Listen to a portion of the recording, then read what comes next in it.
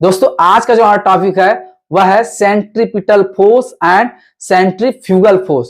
तो दोस्तों जो सेंट्रीपिटल फोर्स होता है किसी भी बॉडी को सर्कुलर पाथ में रिवॉल्व कराने के लिए या फिर बोल सकते हैं मूव्स कराने के लिए रिस्पॉन्सिबल होते हैं। इसका जो डायरेक्शन होता है वो ऑलवेज टुवर्ड द सेंटर होता है इसके पाथ के। क्लियर है।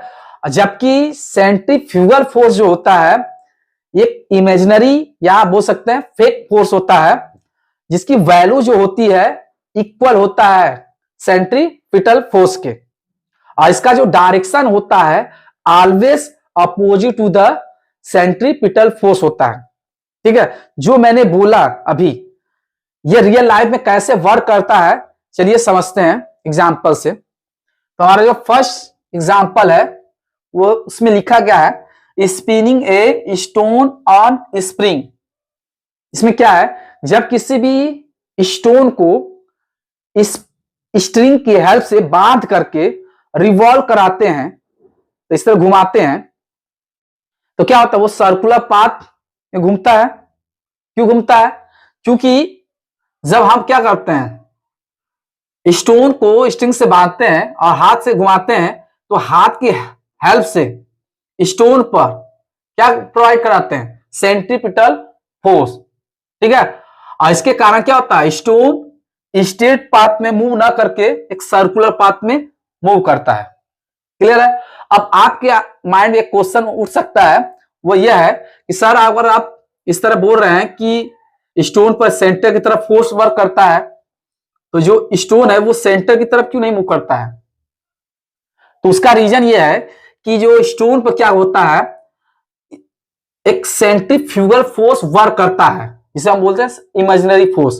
तो इसकी जो वैल्यू होती है इक्वल होता है किसके सेंट्रीफ्यूगल फोर्स के, जो क्या करता है बैलेंस कर देता है इसके इफेक्ट को, तो सेंटर पर ना जाने देता है क्योंकि इसके अपोजिट में क्या लगता है सेंट्रीफ्यूगल फोर्स वर्क करता है और इसकी हेल्प से हमेशा ये मूव करता रहता है। सपोज अगर मान लीजिए स्टोन यहां पहुंच गया तो इसका डायरेक्शन क्या होगा, इस डायरेक्शन स्टोन का। अब ये इधर भागना चाहेगा बट क्या होगा इसके जस्ट सेंटर की तरफ क्या लगेगा एक सेंट्रीपिटल फोर्स वर्क करेगा। अब वो उधर क्यों नहीं भागेगा क्योंकि इसके जस्ट अपोजिट क्या होगा सेंट्रीफ्यूगल फोर्स, एफ से फोर्स एफसी से सेंट्रीफ्यूगल फोर्स वर्क करता है जिसकी वैल्यू इक्वल एंड अपोजिट होती है। क्लियर है? क्लियर है। चलिए हम सेकेंड एग्जांपल क्या है, तो इसमें लिखा है टर्निंग कार। तो क्या होता है जब किसी भी कार को कर्व पाथ पर या सर्कुलर पाथ पर मूव कराते हैं तो कार क्या होता है स्लाइड नहीं करता, आसानी से मूव कर जाता है सर्कुलर पाथ में। क्यों? क्योंकि क्या होता है कार पर सेंटर की तरफ, किसके सेंटर की तरफ, पाथ के सेंटर की तरफ क्या होता है सेंट्रीपिटल फोर्स वर्क करता है और इसके जस्ट अपोजिट क्या होता है सेंट्रीफ्यूगल फोर्स वर्क करता है। और दोनों का जो वैल्यू होता है क्या होता है इक्वल एंड अपोजिट होता है जिसके कारण क्या होता है कार आसानी से इस तरह मूव कर जाता है। और ये सीधे क्यों नहीं जाएगा क्योंकि हमेशा किस तरह रहेगा, अगर यहां ही पहुंचेगा तो आगे ऐसे आराम मूव करेगा, इसके अपोजिट डायरेक्शन क्या सेंट्रीफ्यूगल फोर्स वर्क करेगा बैलेंस कर देगा। क्लियर है। चलिए थर्ड एग्जांपल, जो हमारा थर्ड एग्जांपल है बिल्कुल बेस्ट एग्जांपल है। क्यों मैंने बेस्ट बोला चलिए समझते हैं इसमें। तो ये देखिए एग्जांपल क्या है, अर्थ मूव्स अराउंड द सन। तो हम जानते हैं कि हमारा जो अर्थ होता है वो सन के अराउंड क्या करता है मूव्स करता है सर्कुलर पाथ में। क्यों मूव करता है? क्योंकि हम इसके पिछले क्लास में बता चुके हैं, ग्रेविटेशन का जो फर्स्ट लेक्चर है उसमें बताए थे कि जो अर्थ होता है सन के अराउंड क्या होता है मूव करता है सर्कुलर पाथ में।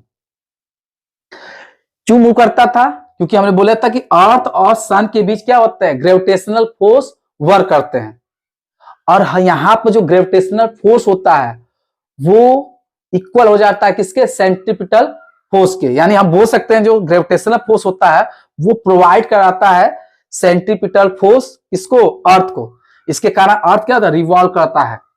अब ये क्यों इसके सन की तरफ क्यों नहीं मूव कर जाता है, कोलाइड क्यों नहीं करता? क्योंकि क्या होता है इसके जस्ट अपोजिट में क्या होता है सेंट्रीफ्यूगल फोर्स वर्क करता है जो इसको बैलेंस किया रहता है जैसे हम पहले बताएं। क्लियर है। और यही रीजन है कि ये क्या होता है, एक दूसरे से कोलाइड नहीं करते हैं। एक क्वेश्चन पूछा भी जाता है कि why do not earth and sun collide with each other, ठीक है। तो वहां वो बोलेंगे, आंसर क्या देंगे कि अर्थ पर क्या होता है, सेंटर की तरह सेंट्रीपिटल फोर्स वर्क करता है, जबकि सेंट्रीपिटल फोर्स के अपोजिट डायरेक्शन क्या होता है, सेंट्रीफ्यूगल फोर्स वर्क करता है, जो इसको बैलेंस किए रहता है। इसके कारण क्या होता है, ये सर्कुलर पाथ में आसानी से मूव करते रहते हैं, ठीक है। आपको एक प्रैक्टिस के लिए मैं क्वेश्चन बोलता हूं, ठीक है। Why do not two star collide with each other, इसी के बेसिस पर हम बता सकते हैं आंसर। तो इसका आंसर आप कमेंट बॉक्स में लिख सकते हैं, ठीक है। चलिए अब आगे बढ़ते हैं। तो जो सेंट्रीपिटल फोर्स और जो सेंट्रीफ्यूगल फोर्स होता है, इसको थ्योरेटिकली और एक्सप्लेन करते हैं अच्छे से, और इसको रिटेन करते हैं, इसका स्टेटमेंट। चलिए इरेज करते हैं।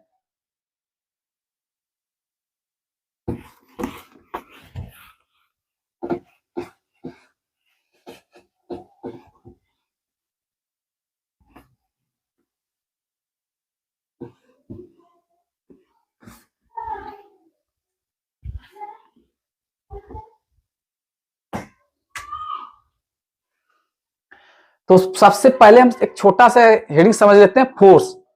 तो दोस्तों जो फोर्स, तो दोस्तों जो फोर्स होते हैं वो कई टाइप के फोर्स होते हैं। सीधे सीधे बोले तो इनफाइनाइट टाइप के फोर्स होते हैं। इनफाइनाइट कैसे मैंने बोला, चलिए समझते हैं थोड़ा सा।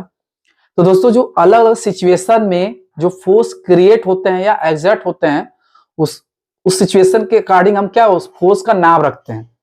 और इस तरह हम फोर्स क्या होते हैं, कई टाइप्स के फोर्स हो जाते हैं। तो हम बोल सकते हैं जो फोर्स होते हैं वो इनफाइनाइट होते हैं। कुछ एग्जांपल से भी मैं समझाना चाहूंगा। जैसे ग्रेविटेशन चैप्टर में पढ़ाया था, उसमें ग्रेविटेशनल फोर्स बताया था, फिर सेंट्रल फोर्स बताया था, कंजर्वेटिव फोर्स बताया था। आज के चैप्टर में सेंट्रीपिटल फोर्स, सेंट्रीफ्यूगल फोर्स, और मैं एग्जांपल ले लेता हूं। जैसे नॉर्मल फोर्स होता है, कंटेक्ट नॉर्मल फोर्स, ठीक है, टेंशन फोर्स और स्प्रिंग फोर्स, और न्यूक्लियस फोर्स होता है, ठीक है, विस्कस फोर्स होता है। इस तरह बहुत सारे तमाम फोर्स होते हैं, ठीक है। यानी फोर्स इनफाइनाइट होते हैं। बट हम जो फोर्स का जो फोर्स है वो सेंट्रीपिटल फोर्स का जनरल फोर्स यानी लीनियर फोर्स से हम कंपेयर करने वाले हैं, और समझते हैं कैसे ये क्रिएट होता है या इसकी रिस्पॉन्सिबिलिटी क्या है। तो लीनियर फोर्स, या बोले फोर्स, सेकंड है सेंट्रीपिटल फोर्स। एग्जाम्पल से समझते हैं। इसके लिए मैंने क्या किया, ग्राउंड रखा और ग्राउंड पर एक ऑब्जेक्ट है जिसका मास क्या है, m है। इस पर मैंने क्या किया, फोर्स एक्सर्ट किया, F। इसका वैल्यू मैंने रखा 100 न्यूटन। तो बताइए इसका डायरेक्शन किधर है, फोर्स एक वेक्टर क्वांटिटी, तो डायरेक्शन बताना पड़ेगा। तो हाँ, यहाँ पर ऐसे बता दे, ईस्ट, वेस्ट, नॉर्थ और साउथ होता है, तो ये इस डायरेक्शन लग रहा है। तो हम यहाँ लिख लेते हैं फोर्स का वैल्यू 100 न्यूटन है और डायरेक्शन क्या है, ईस्ट है, ठीक है। तो इसमें मैग्नीट्यूड 100 न्यूटन हो गया और डायरेक्शन क्या है, ईस्ट हो गया। तो यहाँ निकाल लेते हैं, ये मैग्नीट्यूड कितना हुआ, 100 न्यूटन। डायरेक्शन, डायरेक्शन जो है वो ईस्ट है, क्लियर है। तो मैंने ऐसा क्यों किया, तो देखिए जो फोर्स क्या होता है, मैग्नीट्यूड को चेंज करते हैं। किसी भी फोर्स में जो मैग्नीट्यूड को चेंज करते हैं वो फोर्स क्या कहलाते हैं, वो रिस्पॉन्सिबल होते हैं लीनियर फोर्स के लिए। या बोले तो लीनियर फोर्स होता है, रिस्पॉन्सिबल होता है किसके लिए, डायरेक्शन चेंज करने के लिए, क्लियर है। लिख सकते हैं the force responsible for change in magnitude, ऐसे फोर्स को हम क्या बोलते हैं? लीनियर फोर्स बोलते हैं। लिख देंगे लीनियर फोर्स या फिर फोर्स, ठीक है, एफ। तो एफ इसका टू मास इंटू क्या होता है? एक्सेलरेशन होता है। और इसके करेस्पॉन्डिंग जो एक्सेलरेशन होता है, करेस्पॉन्डिंग एक्सेलरेशन जो होता है, उस एक्सेलरेशन को बोलते हैं लीनियर एक्सेलरेशन। यानी जो एक्सेलरेशन जनरली हम बोलते थे उसे हम लीनियर एक्सेलरेशन बोलते हैं। इसकी वैल्यू क्या बताते हैं? वेलोसिटी अपॉन टाइम से फाइंड आउट करते हैं। क्लियर है? चलिए, बट क्या होता है? सेंट्रीपिटल फोर्स क्या होता है? तो जो ये फोर्स जो होते हैं, जो फोर्स डायरेक्शन को चेंज करता है, जो फोर्स क्या होता है? डायरेक्शन चेंज करने के लिए रिस्पॉन्सिबल होता है, ऐसे फोर्स को हम बोलते हैं सेंट्रीपिटल फोर्स। तो यहां लिख सकते हैं the force responsible for change in direction called centripetal force.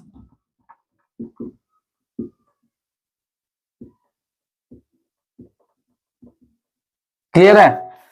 यानी माइंड में बिल्कुल सेट कर लीजिए कि जो लीनियर फोर्स होता है वो किसी भी फोर्स में मैग्नीट्यूड को चेंज करता है, और सेंट्रीपिटल फोर्स क्या करता है? रिस्पॉन्सिबल होता है किसके लिए? डायरेक्शन चेंज करने के। क्लियर है? और इसके करेस्पॉन्डिंग जो एक्सेलरेशन, अच्छा इसकी फोर्स की वैल्यू कितनी होगी? तो एम और acceleration v square by r होता है। और इसको रिप्रेजेंट कैसे करते हैं? तो यहां पर एफ सी। क्लियर है? और करेस्पॉन्डिंग लिख दे रहे हैं, करेस्पॉन्डिंग एक्सेलरेशन यानी एसी, उसे बोलते हैं क्या? Centripetal acceleration. लिख दें क्या है? हाँ लिख दीजिए, सेंट्रीपिटल एक्सेलरेशन एसी। और इसकी जो वैल्यू होती है वो v स्क्वायर बाई आर होता है। ये देखिए एक्सेलरेशन है। चलिए, अब इसका जो स्टेटमेंट है वो लिख लेते हैं सही से, प्रॉपर वे। नोट कर लीजिए।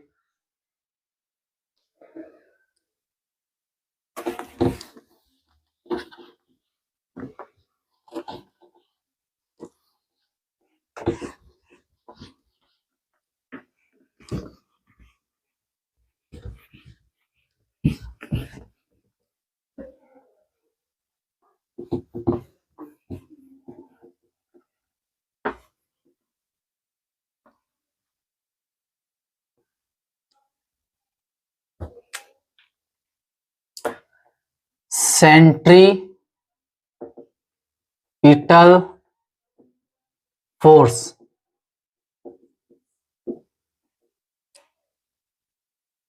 तो सेंट्रीपिटल फोर्स क्या होता है? डायरेक्शन चेंज करने के लिए रिस्पॉन्सिबल होता है। तो इसके बेस पर हम बोल सकते हैं the force that convert straight line motion into क्या? Circular motion. Circular motion is called centripetal force. Short form लिखते हैं एफसी। क्लियर है? चलिए, और एफसी इक्वल टू होता क्या है? एम भी स्क्वायर बाई आर। देखिए यहां पर है, अगर ये कोई बॉडी है, ये सेंटर हो गया, इधर के, तो बॉडी पर इस डायरेक्शन जो लगेगा इसको बोलते हैं वेलोसिटी डायरेक्शन। वेलोसिटी डायरेक्शन में जो फोर्स होता है वो क्या होता है? लीनियर फोर्स, यानी एफ होता है। जनरल फोर्स होता है ऐसे एफ दिखा देते, और सेंटर की तरह जो फोर्स लगेगा उसे सेंट्रीपिटल फोर्स बोलेंगे। देख लीजिए, क्लियर है?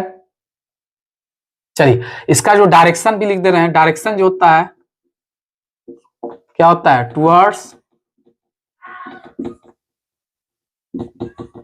सेंटर होता है। क्लियर है? और ये भी एक वेक्टर क्वांटिटी है, इसका भी यूनिट क्या होगा? क्या होगा? न्यूटन। इसकी एसआई यूनिट न्यूटन। एक चीज दिमाग में बैठा लीजिए, कोई भी फोर्स है उसकी जो यूनिट होगी वो न्यूटन होगा। एकदम बैठा लीजिए माइंड में। चलिए, अब आते हैं सेंट्रीपिटल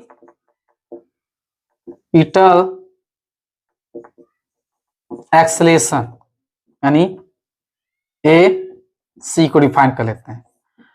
शॉर्ट फॉर्म में एक्सेलेरेशन लिखा, तो क्या है?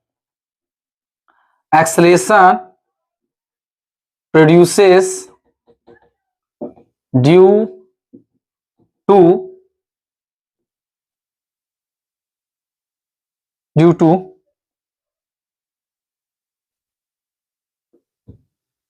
Change in direction, change in direction, या बोले सेंट्रीपिटल फोर्स एफसी। उसे क्या बोलते हैं? सेंट्रीपिटल एक्सेलेरेशन, यानी एसी इक्वल टू क्या हो जाएगा? V square by r. इसकी यूनिट क्या हो जाएगा? मीटर पर सेकेंड स्क्वायर होगा। ऐसा यूनिट सीजीएस में बोलेंगे क्या होगा? सेंटीमीटर पर सेकेंड स्क्वायर। चलिए इतना ठीक है, नोट कर लिए। इसको दिखा भी देते हैं आपका डायग्राम में। जैसे ये है, ये ए लीनियर है तो ए लिख सकते हैं इस तरह, और सेंटर की तरफ ऐसे। क्लियर है? अब समझते हैं सेंट्रीफ्यूगल फोर्स। तो सेंट्रीफ्यूगल फोर्स को रिटर्न करते हैं, इरेज कर दे।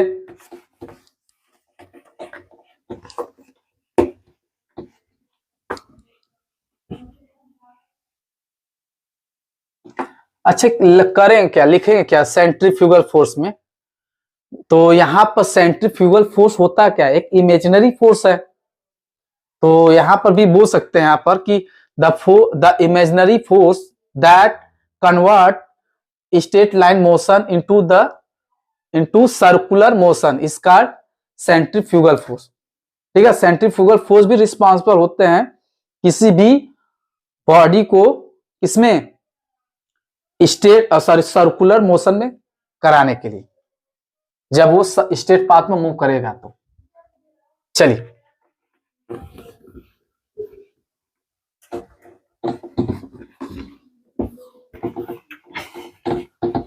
दूसरा का स्टेटमेंट, दूसरा centrifugal force F C F, यानी लिख सकते हैं when a body moves in circular path the force that act away from the center, from the center is called centrifugal force. Clear है? यानी F C F equal to minus F C equal to minus m v square by r हो जाएगा। Clear है? दिखा देते हैं। जैसे कोई बॉडी है, ये इसका सेंटर हो गया, सेंटर ये बॉडी पर वेलोसिटी डायरेक्शन इधर हो गया,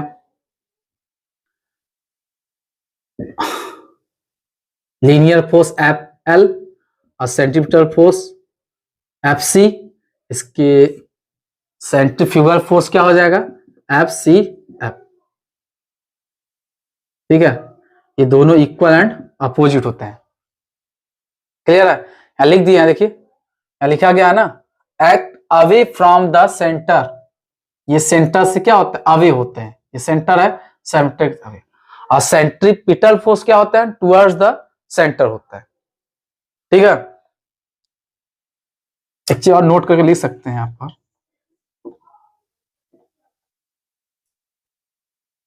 क्या क्या लिख सकते हैं इसमें, नोट क्या है कि जो सेंट्रीफ्यूगल फोर्स होता है यानी सी एफ, वो क्या होता है, opposite to the opposite direction of F C, opposite direction of F C यानी सेंट्रीपिटल फोर्स के अपोजिट होता है। और एक पॉइंट ध्यान रखिए कि जो एफ सी होता है वो परपेंडिकुलर होता है किसके, एफ एल के। जो एफ सी जो होता है वो always perpendicular to F L, यानी लीनियर फोर्स के परपेंडिकुलर एक्ट करता है सेंट्रीपिटल फोर्स। क्लियर है?